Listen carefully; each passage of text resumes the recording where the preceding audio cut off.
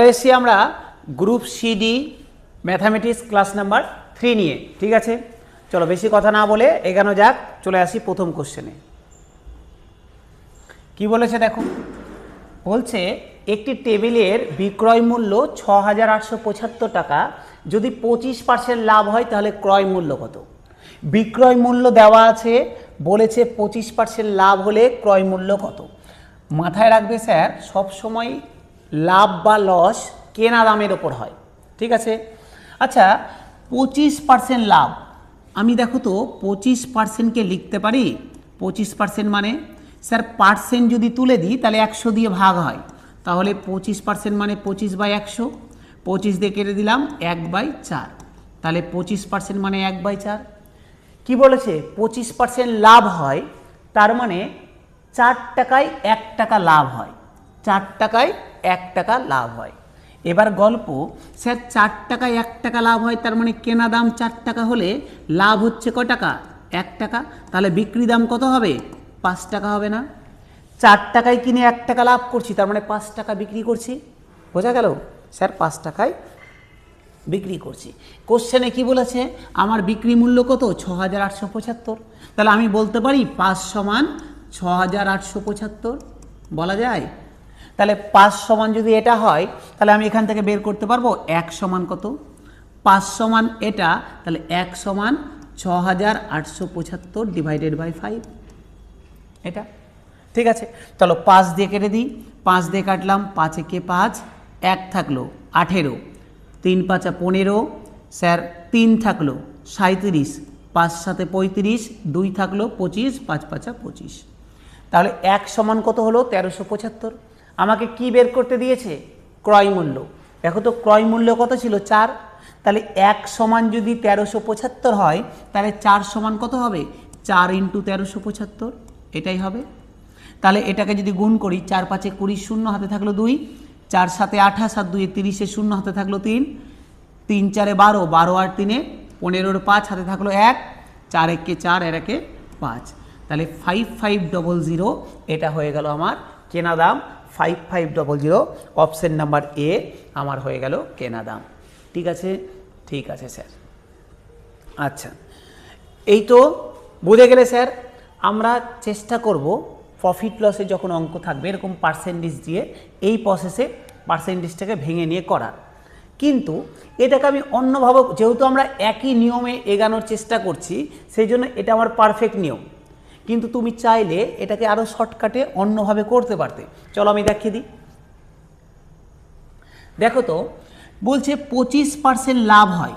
আচ্ছা স্যার 25% লাভ হয়, তাহলে বলেছে কেনা দাম কত? আচ্ছা 25% লাভ হয়, তার মানে 100 টাকা কেনা দাম হলে 125 টাকায় বিক্রি করি। এটাই তো, লাভ লস সবসময় কেনা দামের ওপর হয়। 100 টাকা কেনা দাম হলে 125 টাকায় বিক্রি করি। তাহলে দেখো তো 125 টাকায় বিক্রি করি, এটা আমার বিক্রি দাম। তাহলে এই 125 সমানই বলে দিয়েছে না ৬,৮৭৫। আমাকে কি বের করতে দিয়েছে? 125 সমানই এটা বের করতে দিয়েছে কেনা দাম। তাহলে কেনা দাম 100 সমান কত? ইন্টু 100, এটা করলেই দেখো হয়ে যাবে।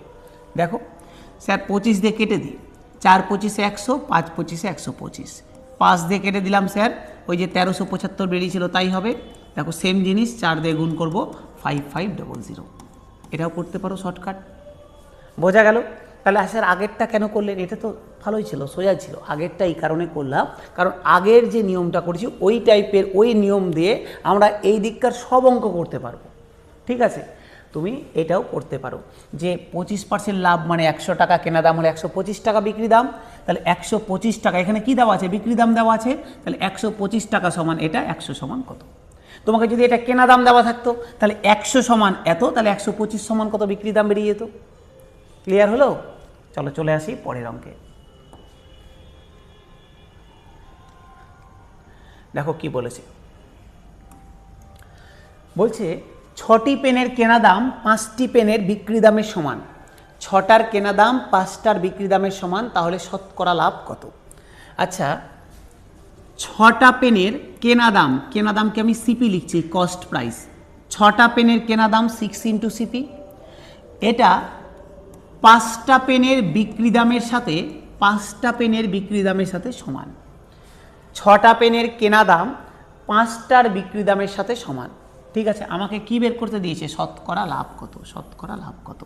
দেখো তো এখান থেকে আমি কেনা দাম বাই বিক্রি দাম, না বিক্রি দামটা গুণ আছে, এদিকে আসলে ভাগ হয়ে যাবে, তাহলে কেনা দাম বাই বিক্রি দাম সমান 6টাকে এদিকে নিয়ে গেলাম, তাহলে 5/6। দেখো কেনা দাম বিক্রি দামটাকে এদিকে আনলাম, ভাগ হয়ে গেল, 6টাকে ওইদিকে নিয়ে গেলাম, ভাগ হয়ে গেল। তার মানে কেনা দাম 5 টাকা হলে বিক্রি দাম 6 টাকা। তাহলে আমার লাভ কত হচ্ছে? স্যার আমার প্রফিট কত হচ্ছে? 1 টাকা হচ্ছে না? 1 টাকা প্রফিট। 5 টাকায় কিনে 6 টাকায় বিক্রি করছে, 1 টাকা প্রফিট। আমাকে কি বের করতে দিয়েছে? শতকরা লাভ। আচ্ছা, এই যে 1 টাকা প্রফিট হলো, এটা কার ওপর হলো? কেনা দামের ওপর হলো। তাহলে 5 টাকায় লাভ হলো 1 টাকা। আমাকে প্রফিটের পার্সেন্টেজ বের করতে দিয়েছে। 5 টাকায় লাভ হলো 1 টাকা, 100 টাকায় কত? তাহলে কত? 5 × 100, স্যার 20% হয়ে গেল আমার অ্যান্সার, 20%। বুঝে গেলে স্যার? 20% আমার হয়ে গেল অ্যান্সার। চলে আসবো স্যার পরের কোশ্চেনে, চলে আসবো পরের কোশ্চেন।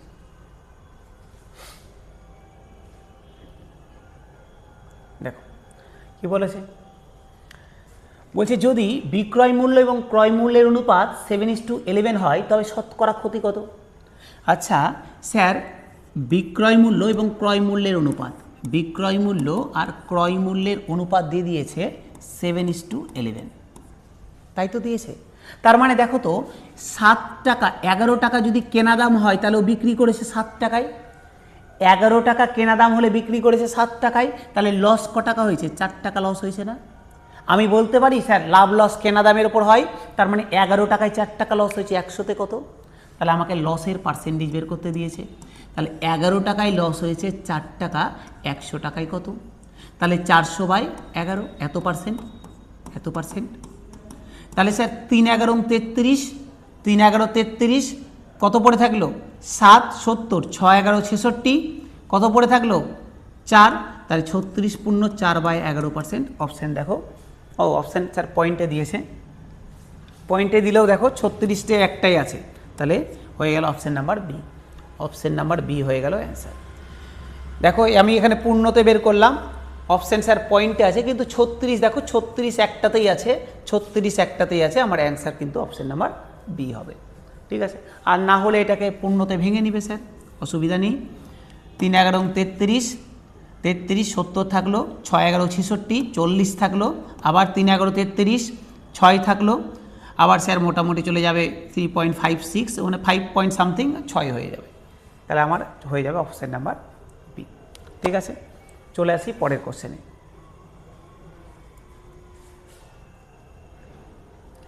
দেখো কি বলেছে স্যার পরের কোশ্চেন, বলছে একজন গাড়ির চালক তার সময় 40% কমাতে চাইলে তাকে গতিবেগ কত বৃদ্ধি করতে হবে? বলছে আমি আমার সময়, আমি গাড়ি চালাই, আমি আমার সময়কে 40% কমাতে চাইছি, 40% সময় কমাতে চাইছি। আগে যদি কোনো জায়গায় যেতে 100 ঘন্টা লাগতো, আমি ওটা 60 ঘন্টায় যেতে চাইছি।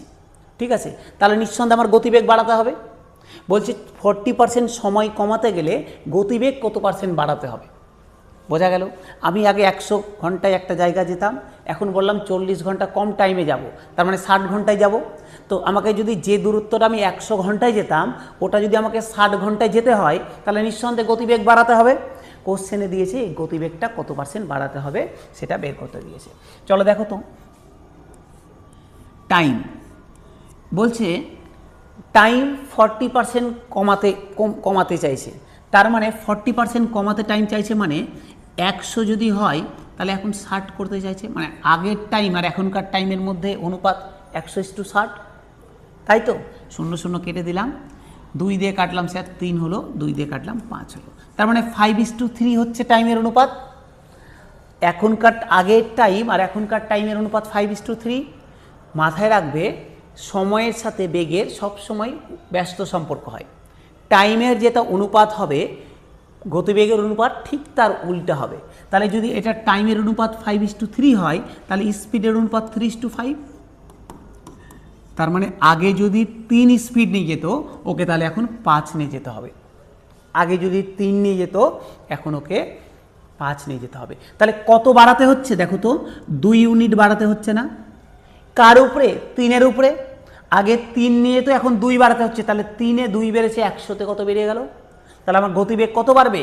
3 ছিল 5 হয়েছে, মানে 3-এ বেড়েছে 2, তাহলে 100-তে কত বাড়বে? তাহলে স্পিডের পার্সেন্টেজ কত বৃদ্ধি পেয়েছে স্যার? 3-এ বৃদ্ধি পেয়েছে 2, তাহলে 100-তে কত? তাহলে 200/3, 200/3 মানে স্যার 66 পূর্ণ 2/3, তাই তো? দেখো 3 6 18, 3 6 18, হ্যাঁ তাই হবে স্যার, এত পার্সেন্ট। 66 পূর্ণ 2/3 স্যার, অপশন নাম্বার বি, 66 পূর্ণ 2/3%, 66 পূর্ণ 2/3%। ঠিক আছে, কোনো সমস্যা নেই? কোনো সমস্যা নেই স্যার? সমস্যা থাকলে অবশ্যই জানাবে কমেন্ট করে কি সমস্যা হচ্ছে, যেহেতু সরাসরি কারোর সাথে কানেক্ট হচ্ছে না, সে জানাবে যে স্যার সমস্যা থাকলে এত নাম্বার কোশ্চেনে স্যার এটা সমস্যা হচ্ছে। ঠিক আছে, আমরা চেষ্টা করব পরের দিন যে ভিডিওটা আপলোড করব তার আগে সেই সমস্যাটাকে সলভ করে দেওয়ার, অবশ্যই চেষ্টা করব, কিন্তু জানাবে। চলে আসি 5 নাম্বার কোশ্চেন। একটি সংখ্যার 25%-এর 20% হলো 250। একটা সংখ্যার 25%-এর 20% 250, তবে সংখ্যাটির 35% সমান কত? দেখো তো কি মজা স্যার, একটা সংখ্যা আছে, এই সংখ্যাটার 25%, আগে আমি লিখে দিই, ঠিক আছে, 25% এর 20% সমান হচ্ছে 250। তাহলে আমি এখান থেকে সংখ্যাটা বের করব। স্যার সংখ্যা বের করব, ভালো কথা, সংখ্যা বের করব, ভালো কথা। দেখো পার্সেন্টেজ যখন থাকবে, পার্সেন্টেজ তুলে দিতে গেলে 100 দিয়ে ভাগ করতে হয়, আর পার্সেন্টেজ নিয়ে আসতে গেলে 100 দিয়ে গুণ করতে হয়। তাহলে পার্সেন্টেজ আছে, তুলে দেব, তাহলে 100 দিয়ে ভাগ, পার্সেন্টেজটাকে তুলে দিলাম, 100 দিয়ে ভাগ হয়ে গেল, ইন্টু 20, পার্সেন্টেজ তুলে দেবো, 100 দিয়ে ভাগ সমান 250। ঠিক আছে, কাটাকাটি করে নিই স্যার, 25 দিয়ে কেটে দিলাম 4 হলো স্যার, একটা শূন্য কেটে দিলাম স্যার, 2 দিয়ে 4কে কাটলাম 2 হলো।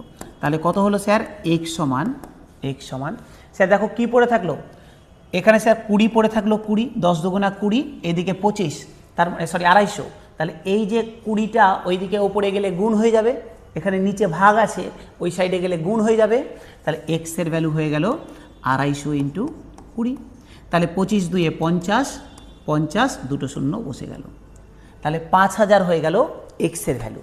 আমাকে কি জানতে চেয়েছে সংখ্যাটি কত? যদি বলতো সংখ্যাটি কত, আমার অ্যান্সার হয়ে যেত 5000, কিন্তু আমাকে তা তো জানতে চায়নি, আমাকে জানতে চেয়েছে সংখ্যাটির 35% কত, তার মানে এই 5000-এর 35% আমাকে বের করতে হবে। ঠিক আছে, আমাকে জানতে চেয়েছে সংখ্যাটির 35% কত। দেখো তাহলে সংখ্যাটার 35%, তার মানে সংখ্যাটা 5000, এর 35% মানে 35/100, দুটো শূন্য কেটে দিলাম স্যার, একটা শূন্য আছে বসিয়ে দিলাম, 5 দিয়ে 35কে গুণ করছি, 35 5 5 25-এর 5, হাতে থাকলো 2, 3 5 15 আর 2 17, তাহলে 1750 হয়ে গেল আমার answer sir, option number D, 1750 হয়ে গেল আমার অ্যান্সার। ঠিক আছে, চলে আসি স্যার পরের কোশ্চেনে,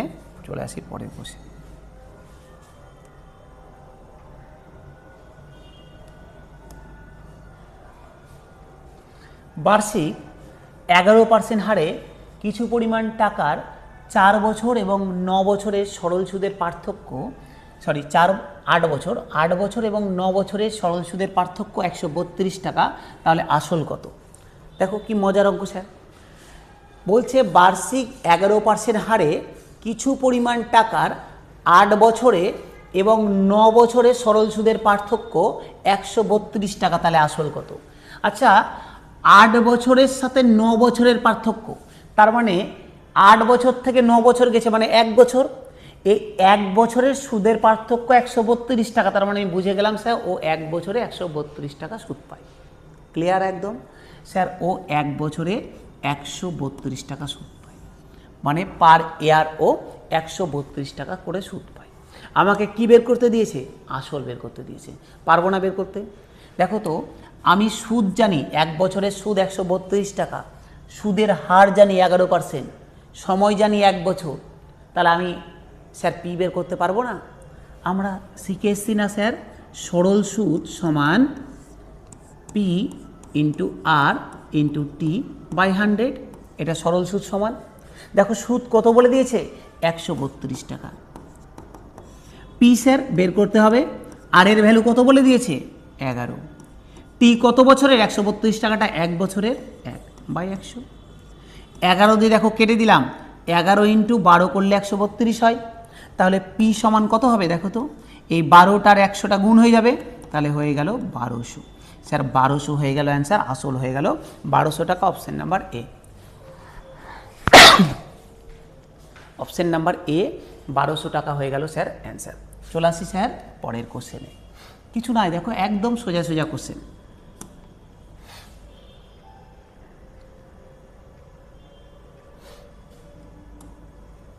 দেখো কিছু পরিমাণ টাকা 6 বছরে দ্বিগুণ হয়ে যায়, তাহলে একই সরল সুদের হারে 4 গুণ হতে কত বছর সময় লাগবে। বলছে আমার কাছে কিছু টাকা আছে, 6 বছর যদি রেখে দিই টাকাটা সরল সুদে দ্বিগুণ হয়ে যায়, ডবল হয়ে যায়। তাহলে দ্বিগুণ হতে যদি 6 বছর লাগে, তাহলে 4 গুণ হতে কত বছর লাগবে। একদম এই টাইপের অঙ্ক স্যার এখান থেকে খুব আসে পরীক্ষাতে, একদম ভালো করে যেভাবে বলছি সেভাবে প্র্যাকটিস করো। স্যার আমি ধরে নিলাম আমার আসল 1 টাকা, আমি ধরলাম, তুমি 1-এর জায়গাতে 500 ধরতে পারো, 50 ধরতে পারো, 100 ধরতে পারো, যা ইচ্ছা ধরতে পারো। আমি 1 টাকা ধরলাম, ছোট হবে তাই আমি ধরলাম আমার আসল 1 টাকা। কোশ্চেনে বলেছে যে এ সুদে আসলে ডবল হয়ে গেছে, তার মানে সুদ, এ মানে হচ্ছে স্যার সুদে আসল, পি মানে আসল, এ মানে স্যার সুদ আসল। তাহলে 1 টাকা রেখেছিলাম, সুদে আসলে 2 টাকা, ডবল হয়ে গেছে মানে 2 টাকা হয়ে গেছে।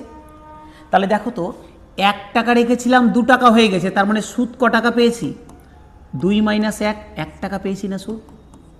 1 টাকা রেখেছিলাম, 2 টাকা হয়ে গেছে, তার মানে সুদ 1 টাকা পেয়েছি। এই 1 টাকা সুদ পেতে আমার ক বছর লেগেছে, 6 বছর লেগেছে না, 6 বছরেই তো ডবল হয়েছিল। তাহলে 1 টাকা আমার সুদ পেতে কত বছর লেগেছে, 6 বছর লেগেছে, 6 ইয়ার লেগেছে। এবার কোশ্চেনে কি বলেছে, কোশ্চেনে বলেছে 4 গুণ হতে কত বছর লাগবে। তার মানে এর ভ্যালু 4 টাকা হতে হবে সুদে আসলে। স্যার 4 টাকা হতে হবে, তার মানে ক টাকা সুদ পেতে হবে আমাকে, রেখেছিলাম ক টাকা, 1 টাকা, সুদে আসলে 4 টাকা হবে, তার মানে আমি 3 টাকা সুদ পাবো না, 3 টাকা সুদ পাবো। তো 1 টাকা সুদ পেতে যদি 6 বছর লাগে, তাহলে 3 টাকা সুদ পেতে কত বছর লাগবে, 3 × 6 18 বছর লাগবে, 18 বছর লাগবে স্যার, 18 বছর। তাহলে কয় বছর লাগবে স্যার, 18 বছর লাগবে স্যার। কোথায় গেল, 4 গুণ হতে দ্বিগুণ হয়েছে 6 বছরে, দ্বিগুণ হয়েছে 6 বছরে স্যার, এটা হবে 18 স্যার, 28 না, এটা 18 হবে। ঠিক আছে, অপশন নাম্বার ডি। তাও একবার দেখে নিই, 6 বছরে দ্বিগুণ হয়, তাহলে 1 টাকা সুদ পেলেও 1 টাকা সুদ পেতে 6 বছর লাগে। আমাকে বলেছে 4 গুণ হতে হবে, 4 গুণ হওয়া মানে 3 টাকা সুদ পাবে, 3 টাকা সুদ পেতে কত বছর নেবে, 3 টাকা পেতে 18 বছর নেবে। ঠিক আছে স্যার, এটা 18 হবে, ডি এর নাম্বার অপশনটা স্যার 18 হবে। ঠিক আছে, অপশন নাম্বার ডি 18 হবে। ক্লিয়ার হলো স্যার, ক্লিয়ার হলো, ক্লিয়ার হলো, ক্লিয়ার হলো। আচ্ছা, এবার দেখো মাথায় রাখবে স্যার, মাথায় রাখবে, এটা তো অঙ্ক তোমাকে বুঝিয়ে দিলাম স্যার, মাথায় রাখবে পরীক্ষা হলে যদি সময় না থাকে না, কী করবো বলো তো, দ্বিগুণ হয়ে যায় কয় বছরে, 6 বছরে। দেখো দ্বিগুণ হয়ে যায়, এখানে যত গুণ দেওয়া থাকবে না তার থেকে 1 কমিয়ে দিব, তার মানে 1 টাকা সুদ পেতে লাগে 6 বছর। যদি বলতো 3 গুণ হয়ে যায় 6 বছরে, তার মানে 2 টাকা সুদ পেতে লাগে 6 বছর। হয়ে গেল, এখানে যা দেওয়া থাকবে 1 কমিয়ে দিলাম, তাহলে 1 পেতে লাগে 6 বছর। কত করতে হবে, 4 গুণ, এখানেও 1 কমিয়ে দেবো, 3। তাহলে দেখো তো 1 পেতে যদি 6 বছর লাগে, তাহলে 3 পেতে কত লাগবে, 3 × 6 = 18 বছর। কি বললাম স্যার, এখানে দ্বিগুণ হয়েছে, 1 কমিয়ে দেবো, 3 গুণ বলুক, 4 গুণ বলুক, 5 গুণ বলুক, 1 কমিয়ে দেবো। তাহলে দ্বিগুণ দেওয়া আছে, তার মানে 1 গুণ, এর থেকে 1 কমিয়ে দিলাম মানে 1 হলো। 1 টাকা পেতে লাগে 6 বছর, কত গুণ বের করতে হবে, 4 গুণ, এর থেকেও 1 কমিয়ে দিব, তাহলে 3 সমান কত, 18। ঠিক আছে, 3 সমান স্যার 18। ঠিক আছে, চলে আসি পরের কোশ্চেন।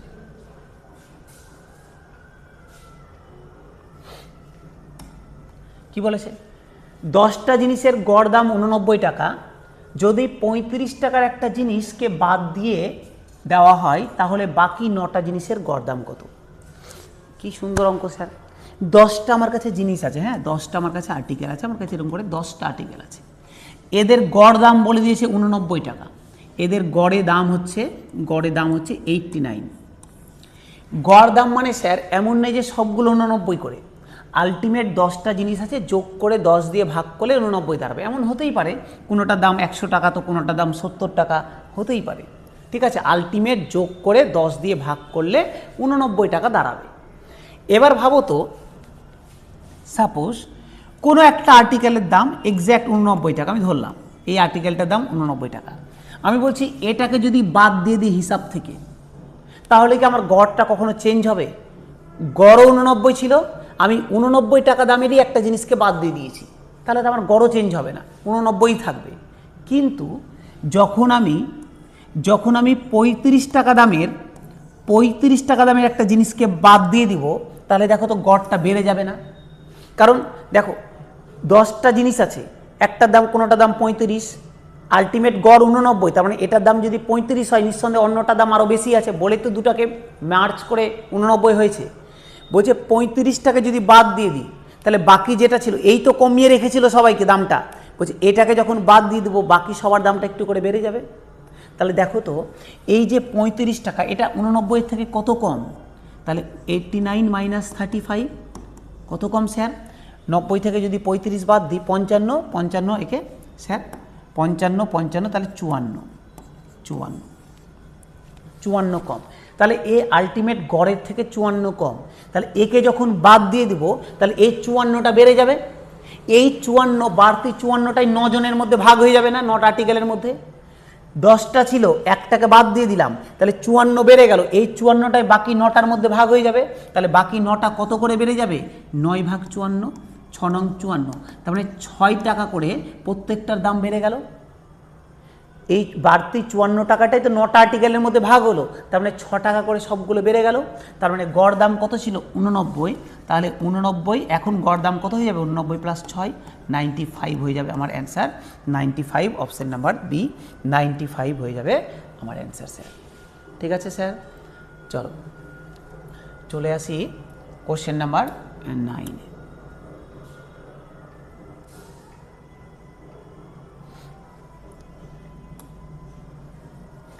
একটি মিশ্রণে দুধ ও জলের অনুপাত 7:9। কিছু পরিমাণ দুধ যুক্ত করা হলো যাতে করে দুধ জলের অনুপাত নতুন অনুপাত 11:9 হয়। তাহলে প্রাথমিক মিশ্রণে শতকরা কত পরিমাণ দুধ যুক্ত করা হয়েছে? দেখো বলছে একটা পাত্র রয়েছে যেখানে দুধ জল অনুপাত 7:9, তার মানে দুধ জল যদি 7 ইউনিট দুধ থাকে তাহলে 9 ইউনিট জল আছে। দেখো টোটালি যদি 16 লিটার থাকে, 9 সাথে 16, 16-র মধ্যে 7 লিটার দুধ, 9 লিটার জল, ঠিক আছে। বলছে কিছু পরিমাণ দুধ যুক্ত করা হলো, এবার আমি কিছুটা দুধ ঢেলে দিলাম, কিছুটা দুধ অ্যাড করে দিলাম পরে থেকে। বলছে এমন পরিমাণে দুধটা পরে করে অ্যাড করলাম যাতে করে নতুন দুধ জল অনুপাত 11:9 হয়ে গেল। দেখো তো স্যার, প্রথমে দুধ জল অনুপাত ছিল 7:9, 7 দুধ থাকলে 9 লিটার জল ছিল। বলছে পরে করে আরও দুধ অ্যাড করে দিলাম, কিছুটা দুধ অ্যাড করলাম যাতে করে অনুপাত 11:9 হয়ে গেল। দেখো জল কিন্তু অ্যাড করিনি, জল আগেও 9 ছিল, এখনও 9 আছে, জল 9 আছে, কিন্তু দুধটা দেখো 7 থেকে 11 হয়ে গেছে। দুধটা তার মানে 4 লিটার বেড়ে গেছে, দুধটা 4 লিটার বেড়ে গেছে। তাহলে স্যার 7 লিটার ছিল, আমি আরও 4 লিটার দুধ মিশিয়েছি, তাহলে কত পার্সেন্ট বাড়িয়েছি? 7-এ 4 বাড়িয়েছি, 100-তে কত হয়ে গেল অ্যান্সার? স্যার কত পার্সেন্ট বাড়িয়েছি? 7-এ বাড়িয়েছি 4, তাহলে 100-তে কত পার্সেন্ট? 100 দিয়ে গুণ করছি মানে পার্সেন্ট চলে আসবে, 700, 400/7 এত পার্সেন্ট। ভাগ করি স্যার, 5-7-এ 35, থাকলো 5, 50, 7-7-এ 49, পূর্ণতে আছে 7-7-এ কী বলেছে স্যার? প্রাথমিক মিশ্রণে শতকরা কত পরিমাণ দুধ ছিল? না সরি স্যার, সরি, আমাকে এটা আনসার জানতে চাইনি, আমাকে এটা জানতে চাইনি, আমাকে স্যার আমার কোশ্চেনটা পড়তে ভুল হয়েছিল, আমাকে জানতে চেয়েছে প্রাথমিক মিশ্রণে কতটা দুধ আছে। আচ্ছা দেখো তো, প্রাথমিক মিশ্রণে আমি 7 ছিল, 4 অ্যাড করেছি, দিয়ে 11 হয়েছে। তো প্রাথমিক মিশ্রণ কতটা ছিল? দেখো তো 9-7-এ 16 ছিল না? 9-7-এ 16 ছিল তো, টোটাল মিশ্রণটা 16 লিটার ছিল তো। এই 16 লিটারের মধ্যে 7 লিটার দুধ ছিল, 9 লিটার জল ছিল। আমাকে কোশ্চেন দিয়েছে প্রাথমিক মিশ্রণের শতকরা কত পরিমাণ দুধ যুক্ত করা হয়েছে। তাহলে দেখো তো 16 লিটারের মধ্যে 4 লিটার যুক্ত করা হয়েছে। প্রাথমিক মিশ্রণ 9 সাথে 16 লিটার ছিল, তার মধ্যে 4 লিটার যুক্ত করা হয়েছে। তাহলে স্যার 16 লিটারে 4 লিটার যুক্ত করা হয়েছে 100-তে কত, এটা পার্সেন্টেজ বের করতে দিয়েছে। 4 4 16, 4 দিয়ে কেটে দিলাম 25, তাহলে কত স্যার 25% অ্যাড করা হয়েছে। প্রাথমিক মিশ্রণের 25% অ্যাড করা হয়েছে, অপশন নাম্বার ডি 25%। আর আগে যেটা করছিলাম, যদি তোমাকে জানতে চাইতো কত পার্সেন্ট দুধ অ্যাড করা হয়েছে, তখন আগেরটা হতো যে 7-এ 4, 100-তে কত। এটা কিন্তু বলেনি কত পার্সেন্ট দুধ অ্যাড করা হয়েছে, আমাকে জানতে চেয়েছে যে প্রাথমিক মিশ্রণ কত ছিল, 16 ছিল। তাহলে এই 16-তে কত লিটার দুধ অ্যাড করা হয়েছে, মানে 16-তে কত পার্সেন্ট দুধ অ্যাড করা হয়েছে। তাহলে 16-তে অ্যাড করা হয়েছে 4, 100-তে কত, আমার হয়ে গেল অ্যান্সার। ঠিক আছে, 9 হয়ে গেল। চলে আসি 10 নম্বর কোশ্চেন। একটি গাড়ি 240 কিলোমিটার যেতে 5 ঘন্টা সময় নেয়। যদি গাড়িটি তার নিয়মিত গতিবেগের অর্ধেক গতিবেগ নিয়ে যায়, তাহলে একই দূরত্ব যেতে গাড়িটির কত সময় লাগবে? 240 কিলোমিটার যেতে 5 ঘন্টা সময় নিচ্ছে। ভালো করে বুঝবে, একটা গাড়ি 240 কিলোমিটার যাচ্ছে, 240 কিলোমিটার যাচ্ছে, সময় নিচ্ছে 5 ঘন্টা। যদি গাড়িটি তার নিয়মিত গতিবেগের অর্ধেক গতিবেগ নিয়ে যায়, তাহলে তার একই দূরত্ব যেতে কত সময় নেবে? আচ্ছা স্যার, 240 কিলোমিটার প্রথমে যাচ্ছিল 5 ঘন্টায়, তাহলে আমি বলতে পারি যে এর স্যার গতিবেগ কত, স্পিড কত? স্পিড মানে হয় সবসময় ডিস্টেন্স বাই টাইম। ডিস্টেন্স কত? 240, টাইম কত? 5, 5 দিয়ে কাটবো, 4 5 20, 5 8 40, তাহলে কত sir? Speed 48 kilometre per hour. 48 kilometre per hour. এবার কি বলেছে? এবার বলেছে এর অর্ধেক গতিবেগ নিয়ে যাচ্ছে। অর্ধেক গতিবেগ মানে আগে 48 নিয়ে যাচ্ছিল, এখন এর অর্ধেক নিয়ে যাচ্ছে মানে 24 নিয়ে যাচ্ছে। তাহলে এখন ওর স্পিড হচ্ছে 24 kilometre per hour. 24 kilometre per hour. বলছে এই স্পিড নিয়ে এত কিলোমিটার যেতে কত সময় লাগবে? তাহলে স্যার কত সময়? টাইম সমান আমরা কি জানি? Distance by speed. ডিস্টেন্স কত? 240, স্পিড কত? 24, তাহলে কতক্ষণ সময় লাগবে? 10 ঘন্টা সময় লাগবে। 10 ঘন্টা সময় লাগবে। এই গেল স্যার, এই গেল আমাদের পাতি নিয়ম। আমি তোমাকে দেখালাম ধাপে ধাপে কিভাবে করতে হয়। এবার আমি তোমাকে একটু শর্টকাট দেখাবো। এটা গেল অঙ্ক, বুঝলাম কিভাবে করতে হয়, এবার তোমাকে একটু শর্টকাট দেখাই। ঠিক আছে, বলছে দেখো তো স্পিড, বলছে স্পিডটাকে অর্ধেক করে দিলাম। তার মানে প্রথমে যদি স্পিড 2 থাকে, তাহলে এখন স্পিড 1। একটু আগেই বললাম স্পিডের সাথে টাইমের ব্যস্ত সম্পর্ক, স্পিড 2:1 হলে টাইম 1:2। তাহলে আগে 1 ঘন্টা লাগলে এখন 2 ঘন্টা লাগবে। কোশ্চেনে বলেছে আগে লাগতো 5 ঘন্টা, তাহলে 5 গুণ করেছি, তাহলে এর সাথেও 5 গুণ, তাহলে এখন লাগবে 10 ঘন্টা। এখন কতক্ষণ লাগবে স্যার? 10 ঘন্টা লাগবে। অপশন নাম্বার সি হয়ে গেল আমার অ্যান্সার।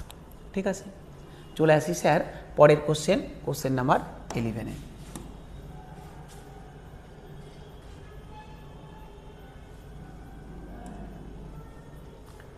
একজন মানুষ 7 কিলোমিটারের 4টি সমান দূরত্ব অতিক্রম করে, যথাক্রমে 8 কিলোমিটার পার ঘন্টা, 16 কিলোমিটার পার ঘন্টা, 24 কিলোমিটার পার ঘন্টা এবং 32 কিলোমিটার পার ঘন্টা বেগে।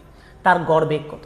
দেখো 7 কিলোমিটারের 4টা ডিস্টেন্স আছে, 7 কিলোমিটার করে 4টা ডিস্টেন্স আছে, 4টা ডিস্টেন্স আছে। বলছে 4টায় 7 কিলোমিটার করে, 4টায় 7 কিলোমিটার করে, 4টায় 7 কিলোমিটার করে। বলছে একজন ব্যক্তি এই 4টা ডিস্টেন্স যায়, 7 কিলোমিটারই 4টা ডিস্টেন্স যায়।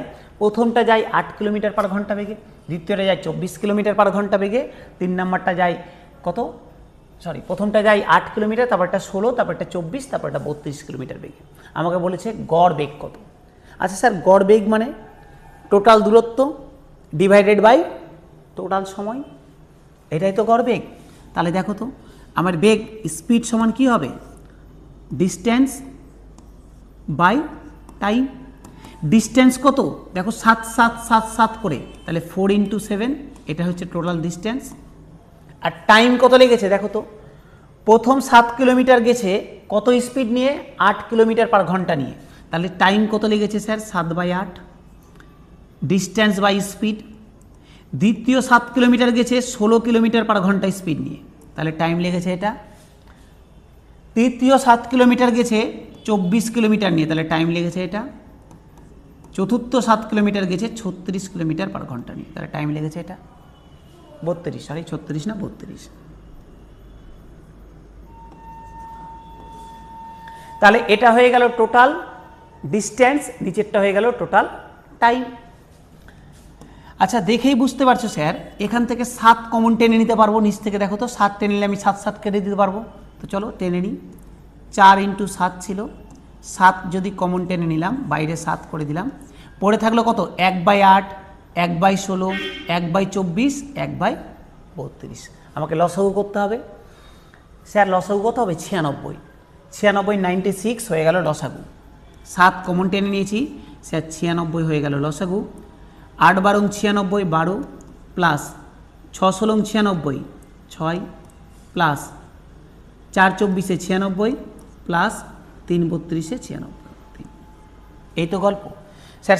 7 কেটে দিলাম, 7 কেটে দিলাম, তাহলে 4 ছিল ওপরে, আর এই নিচের 96টা ওপরে চলে আসলো, 96 হয়ে গেল ওপরে।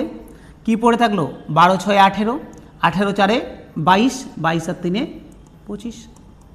ঠিক করলাম যোগ তো, 6 10, 10 12 22, 22 3 25, ঠিক করেছি, কোনো অসুবিধা নেই স্যার, ঠিক করেছি। তাহলে আমার কত হয়ে গেল 4 × 96/25, এত এত, এটা দিয়ে গুণ করি, 4 দিয়ে 100কে করলে কত হয় 400 হয়, 400 থেকে আমার 4 4 16 বাদ হয়ে যাবে, তাহলে 384, 384 ডিভাইডেড বাই 25, এত কিলোমিটার পার আওয়ার, এটা হয়ে গেল আমার গড় speed.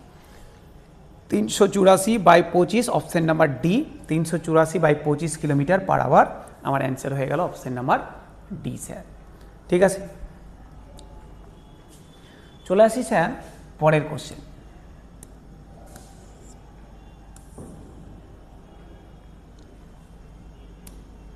Question number 12, 2 to the power cube, 2 এর cube into 3 to the power 5 এবং 2 to the power 4 into 3 to the power 6 এর গসাগু কত? আমাকে গসাগু বের করতে দিয়েছে। দেখো দুটো সংখ্যা দেওয়া আছে, এর গসাগু বের করতে দিয়েছে। গসাগু মাথায় রাখবে স্যার, মাথায় রাখবে। গসাগু কীভাবে বের করবো, একদম সিম্পল নিয়ম, তাকাও একদম, আর জীবনে ভুল হবে না স্যার। গসাগু আমি এমন সংখ্যাটা নিব যেটা দুটোতেই আছে। যদি 3টা থাকতো তাহলে এমন সংখ্যা নিব 3টাতেই আছে। দেখো তো 2 এখানেও আছে, এখানেও আছে, তার মানে গসাগুতেও থাকবে। পাওয়ার কি হবে পরের কথা। তারপরে দেখি 3, দেখো 3 এখানেও আছে, এখানেও আছে, তার মানে 3 গসাগুতেও থাকবে। হয়ে গেল। সাপোজ ধরে নাও এখানে 2 to the power 4 into 3 to the power 6 into 5 এর কিউব আছে। আমার কিন্তু গসাগুতে 5 আসতো না। কেন আসতো না? কারণ এখানে 5 নেই। গসাগুতে থাকতে গেলে সবগুলোতেই থাকতে হবে। তো এখানে স্যার 2ও দুটাতে আছে, 3ও দুটাতে আছে, আবার গসাগুতেও 2 আর 3 আসবে। এবার পাওয়ার কি হবে স্যার? পাওয়ার গসাগুর ক্ষেত্রে লোয়েস্ট পাওয়ারটা হবে। দেখো এখানে 2 এর পাওয়ার 3, এখানে 2 এর পাওয়ার 4, তাহলে ছোট পাওয়ারটা আসবে গসাগুতে। তাহলে 2 এর সব থেকে ছোট পাওয়ার 3 চলে আসলো। একই রকম 3 এর পাওয়ার 5, 3 এর পাওয়ার 6, তাহলে 6, 3 এর ছোট পাওয়ার কত 5। তাহলে আমার গসাগু হয়ে গেল 2 এর cube into 3 to the power 5, 2 এর cube into 3 to the power 5, option number A. যদি লসাগু বলতো স্যার, যদি লসাগু বলতো তাহলে এরকম কোনো ব্যাপার ছিল না যে দুটাতে থাকলেই আসবে। লসাগু বললে একটাতে মিনিমাম থাকলেই চলে আসবে, আর পাওয়ারটা বড় সংখ্যাটা হতো, যেটা বড় থাকতো সেটাই হতো পাওয়ার। ঠিক আছে, চলো আবার যখন লসাগু দিবে তখন লসাগুরটা দেখব। স্যার 13 নম্বরে আসে, বলছে দুটি সংখ্যার অনুপাত 9:11, যদি তাদের গসাগু 23 হয় তবে সংখ্যা দুটির মধ্যে পার্থক্য কত? দেখো দুটা সংখ্যার অনুপাত দিয়েছে 9:11, গসাগু বলে দিয়েছে 23। ঠিক আছে, বলেছে সংখ্যা দুটির মধ্যে পার্থক্য কত। আচ্ছা স্যার 9 আর 11, 9 আর 11 এই দুটো পরস্পর মৌলিক, ভালো কথা। এদের পার্থক্য কত দেখো তো 2, এদের পার্থক্য কত 2। গসাগু কত দেওয়া আছে 23, তাহলে সংখ্যা দুটার মধ্যে পার্থক্য হবে 2 × 23, 23 দুগুণা 46। কি বললাম স্যার, এদের পার্থক্য কত? 2। তাহলে এদের গসাগুর মধ্যে এদের সংখ্যা দুটার পার্থক্য হবে 2 × এদের গসাগু 46। আর যদি বলতে স্যার শর্টকাট তো করে দিলেন স্যার অপশন নাম্বার বি, কিন্তু বুঝতে তো পারলাম না, আপনি একটু বুঝিয়ে করে দেখান। চলো বুঝিয়েও করে দেখাই। আচ্ছা দেখো তো, একটা সংখ্যা বলছে দুটা সংখ্যার অনুপাত 9:11। আচ্ছা তাদের গসাগু বলে দিয়েছে 23, তাহলে গসাগু 23 বলেছে, তার মানে এই সংখ্যাটা 9 × 23 আর এই সংখ্যাটা 11 × 23। এটাই তো, তবেই তো গসাগু 23 হয়েছে।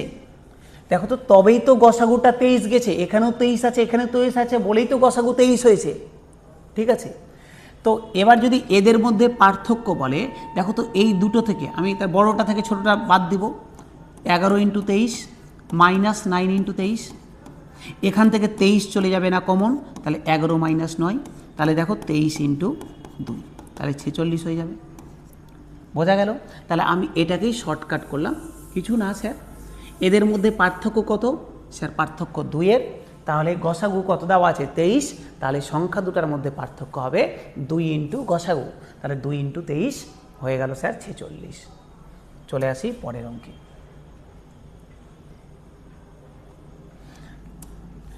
বলেছে 2.3 মাথায় পৌনঃপুনিক প্লাস 4.3 মাথায় পৌনঃপুনিক এর মান কত? আচ্ছা এই যে মাথার উপরে ডট দেওয়া বা এরকম দাগ দিয়ে দেওয়া, এটাকে পৌনঃপুনিক বলে। ঠিক আছে, বলছে পৌনঃপুনিক জিনিসটা কি, চলো একটু বুঝে নিই। এই অঙ্ক পরে করবো, আগে পৌনঃপুনিকটা কি বুঝে নিই। আমি যে কোনো একটা র্যান্ডাম সংখ্যা লিখছি, হ্যাঁ 3.147, ধরো এই দুটোর মাথায় পৌনঃপুনিক দেওয়া আছে। পৌনঃপুনিক এইরকম ডট দিয়েও দেওয়া থাকতে পারে বা এইরকম একটা দাগ চিহ্ন দিয়েও দেওয়া থাকতে পারে। বলছে পৌনঃপুনিক জিনিসটা কি আগে সেটা বোঝো। ধরে নাও তোমাকে আমি 20-কে 3 দিয়ে ভাগ করতে বললাম, যে 3 দিয়ে 20-কে ভাগ করো।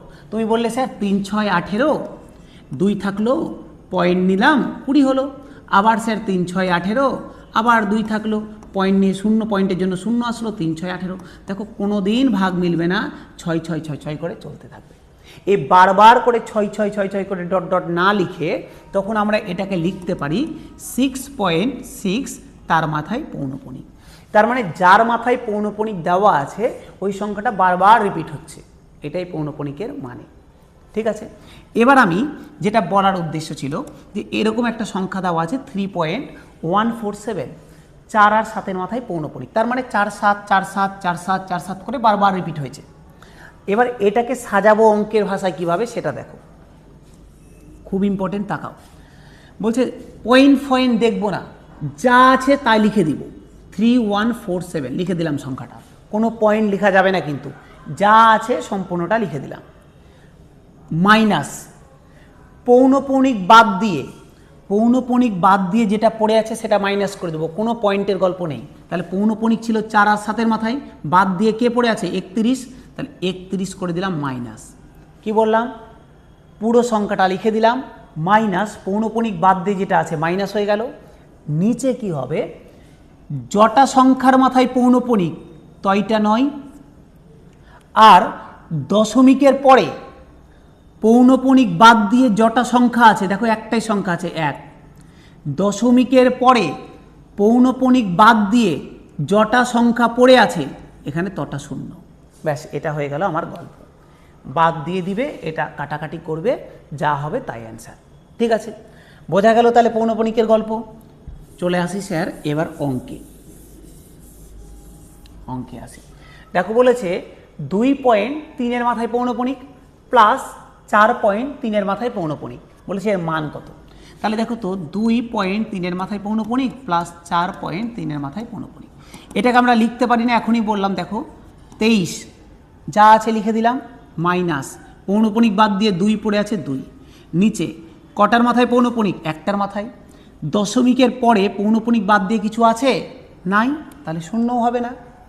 Plus 43 minus 4 divided by 9।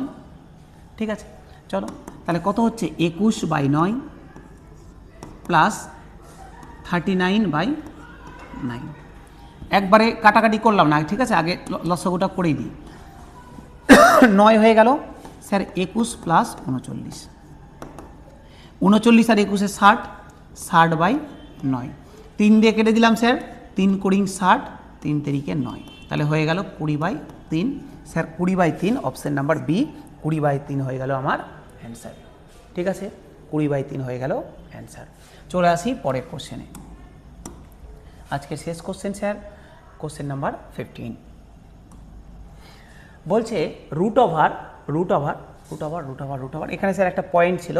ঠিক আছে, এখানে একটা পয়েন্ট ছিল, কোথায় পয়েন্ট দেব, এখানে একটা পয়েন্ট ছিল, পয়েন্ট না দিলে স্যার আসবে না, এটা একটা পয়েন্ট ছিল।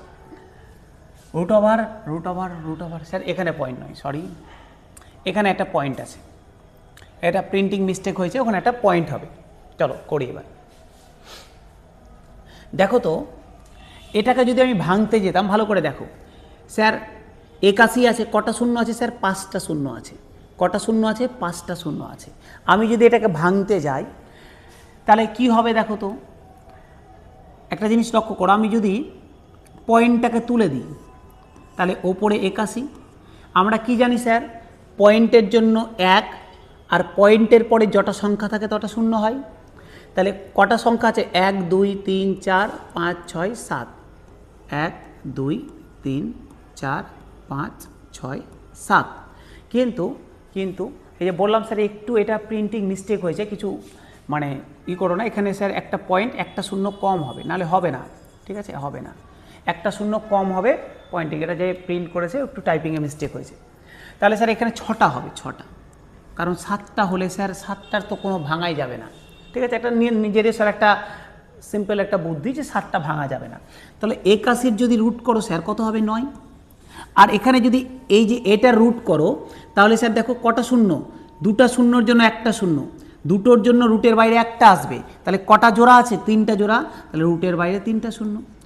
এটাকে যখন দশমিকে নিয়ে আসবো তাহলে 9 হয়ে গেল, 3টা শূন্য মানে 3 ঘর আগে দশমিক বসবে, তাহলে স্যার 1টা 2টা ঘর লাগিয়ে দিলাম, দশমিক দিয়ে দিলাম, তাহলে 0.009 option number C, 0.009 option number C. একটু ঠিক করে নেবে স্যার, একটা শূন্য হবে না, আগে দশমিক হবে, বা এটাকে যদি এরকম করো 0.0, এখানে পয়েন্ট হবে। ঠিক আছে, আচ্ছা এবার স্যার কারো মনে হতে পারে স্যার এটা আমি তোমাকে দেখালাম যে রুট কিভাবে তুলতে হয়, পয়েন্ট কিভাবে তুলতে হয় তা দেখালাম, পরীক্ষায় যদি আসে স্যার, পরীক্ষায় আসলে স্যার আমরা তো শিখে গেছি, আমার পরীক্ষক যে তাকে তো আর শেখাতে হবে না, আমাকে অ্যান্সার টিক করতে হবে। চলো দেখো কীভাবে অ্যান্সার টিক করব। আচ্ছা 81 রুট করলে কত হয়, 9, তাই তো, 81 রুট করলে 9। স্যার আছে কটা শূন্য, 4টা শূন্য, 4টা শূন্য যেহেতু আছে তার মানে রুটের বাইরে 2টো শূন্য আসবে, 2টো শূন্য আসবে, পয়েন্ট ছিল, পয়েন্ট বসিয়ে দিলাম, তাহলে আমার অ্যান্সার হয়ে গেল 0.009 অপশন নাম্বার সি। কি বললাম আরেকবার বলি, 81-র জন্য 9, 4টা শূন্য ছিল, রুটের বাইরে 2টো শূন্য আসলো, পয়েন্ট ছিল, পয়েন্ট বসিয়ে দিলাম, অপশন নাম্বার সি হয়ে গেল আমার অ্যান্সার, অপশন নাম্বার সি হয়ে গেল আমার অ্যান্সার। এই ছিল আজকে আমাদের 15টা কোশ্চেন। স্যার যারা দেখছো, যারা ডাব্লিউবিপি দিবে, যারা গ্রুপ সিডি দিবে তারা তো অবশ্যই, যারা ডাব্লিউবিপিও দিবে তাদেরকেও বলছি এই কোশ্চেনগুলো করো, কিন্তু তোমাদের কাজে লাগবে। ঠিক আছে, যারা গ্রুপ সিডি দিচ্ছ ভালো করে স্যার, পরীক্ষার দিন কাছিয়ে আসছে, আজকেই স্যার এই যে আমি ভিডিওটা রেকর্ডিং করছি এখনই শুনতে পেলাম স্যার ডাব্লিউবিপি এসআই এর রেজাল্ট দিয়েছে, দেখতে পাচ্ছ। জেনারেলের কাট আপ আমরা এখনও ডিটেলস দেখা হয়নি, তবে যা শুনলাম জেনারেলের কাট আপ 150, মানে বুঝতে পারছো 150 কাট আপ গেছে একটা পরীক্ষার। কেউ ভাবতে পারছে যে আর কিছুদিন আগে পর্যন্ত যে 150 কাট আপ, এর আগে মিসলেনিয়াস গেল, মিসলেনিয়াসে 145 কাট আপ, তো কাট আপ কিন্তু মানে ধরা ছোঁয়ার বাইরে। যদিও কোশ্চেন ইজি হয়েছিল, যদিও কোশ্চেন অনেক ইজি হয়েছিল, ঠিক আছে, তবুও 150 কাট আপটা কিন্তু একটু বেশি, তার মানে এটা বোঝাচ্ছে যে কিন্তু সবাই পড়াশোনা করছে। সেই জায়গাতে দাঁড়িয়ে গ্রুপ সিডি পরীক্ষা হবে, ভেবো না আগে যেমন হয়েছিল তেমন হবে, সবাই পরীক্ষা দেবে, কিন্তু সবাই পরীক্ষা দিবে। সেই জায়গা থেকে যদি প্রিপারেশনকে সেইভাবে নিতে চাও তাহলে কিন্তু অবশ্যই কিন্তু ভালো করে পড়াশোনা করো। একটা সিট, বেশি না, একটা সিট তোমাদের লাগবে, সেই সিটটা নিজের জন্য রেডি করো, ভালো করে পড়ো, যা যা পড়ানো হচ্ছে পড়ো, ভালো করে বাড়িতে মিনিমাম 10 ঘন্টা টাইম দাও। যারা দেখছো ভিডিও তাদেরকে বলছি, ভাবছো 1 ঘন্টা 2 ঘন্টা পড়বো, ওই পড়ে লাভ নেই, তার থেকে পড়ো না, অন্য কোনো কাজ করো, সেটাও বেটার। কিন্তু যদি ভাবো চাকরির জন্য পড়ছি তাহলে মিনিমাম 10 ঘন্টা টাইম দাও। একদম ফুল দিন, এখন কোনো কিছু ভাবনা চিন্তা নেই, আমি 10 ঘন্টা টাইম দিব, সামনে অনেক পরীক্ষা, তোমার হচ্ছে আপার প্রাইমারি, যারা প্রাইমারি দিবে প্রাইমারি, যারা সিডি দিবে সিডি, আমাদের আপার প্রাইমারিও দেখবে ভিডিও আপলোড করা হচ্ছে, যা স্যার করবে। তাছাড়া আমাদের অ্যাপে রয়েছে, অ্যাপে আমাদের ফুল ভিডিও একদম পরপর ক্লাস ওরিয়েন্টেড দেওয়া হয়, কেউ দেখতে চাইলে দেখতে পারো। গ্রুপ সিডিটা আমরা শুধুমাত্র গ্রুপ সিডিটা ফুললি ফ্রি ইউটিউবে করা হচ্ছে, কোনো অসুবিধা নেই, এমন কোনো ব্যাপার নেই যে স্যার ফ্রি ইউটিউবে ফ্রি দেওয়া হচ্ছে। অনেকে ভাবছে স্যার ফ্রি দিচ্ছে তাহলে এখানে হয়তো ঠিকঠাক হবে না, ঠিক আছে। একজন ফোন করেছিলে, নাম জানি না, তিনি বললো যে স্যার আপনি আপনাদের পেড ব্যাচে নেন না। পেড ব্যাচে কী করবে, আমি ফ্রি দেওয়া হচ্ছে তো, এখানেই ফুল করা হচ্ছে, এখানেই সমস্ত কিছু দেওয়া হবে, কোনো অসুবিধা নেই, শুধু করতে থাকো। ভালো লাগলে অবশ্যই কমেন্ট করো, অবশ্যই শেয়ার করো নিজেদের মধ্যে। চলো দেখা হচ্ছে আবার পরবর্তী ক্লাসে, ঠিক আছে।